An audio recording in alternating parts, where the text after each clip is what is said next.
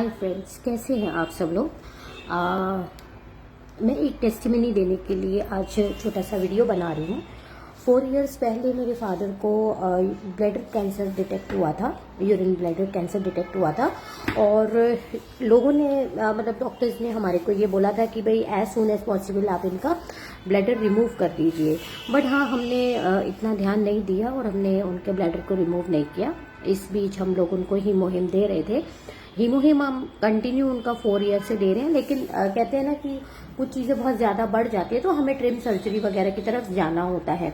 हमने मेरे फादर की ट्रिम सर्जरी करवाई। मेरे फादर का नाम सुरेश खांडवेकर है, एज उनकी 79 है। कीमो सेशंस उनके चल रहे हैं। कीमो सेशंस उनके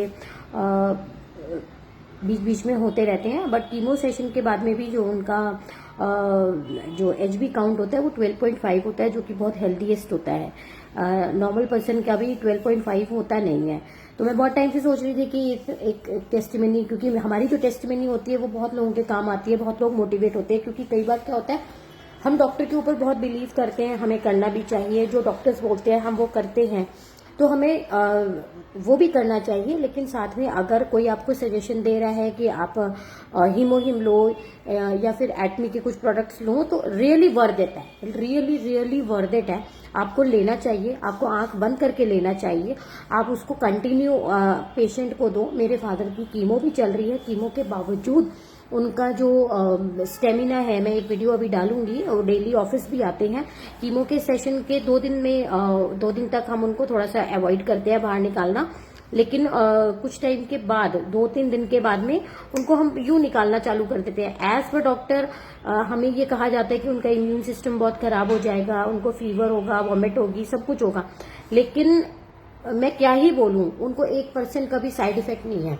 1% जिसको कहते हैं ना कि 1% का भी साइड इफेक्ट वो भी नहीं है। हम मेरे फादर को जो हीमोहिम देते हैं, पूरे दिन के हम उनको 4 पाउचेस देते हैं।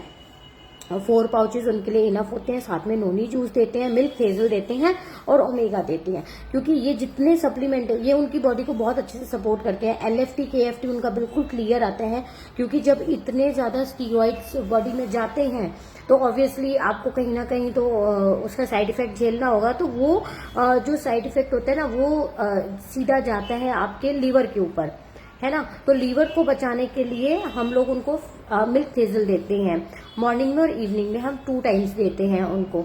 तो मैं सबसे यही रिक्वेस्ट करूंगी, जिसके पास में भी ये वीडियोस जा रही हैं, ठीक है, कोई एक बीमारी डिटेक्ट हो गई है, वो कोई प्रॉब्लम नहीं है। आप जैसे भगवान पे भरोसा करते हैं, जैसे आप डॉक्टर के ऊपर भरोसा करते हैं, आप अपने ट्रीटमेंट करवाइए। ट्रीटमेंट आप कंटिन्यू करवाइए, लेकिन साथ में आप एटमी के कुछ सप्लीमेंट दीजिए। हीमोहिम तो दीजिए ही दीजिए।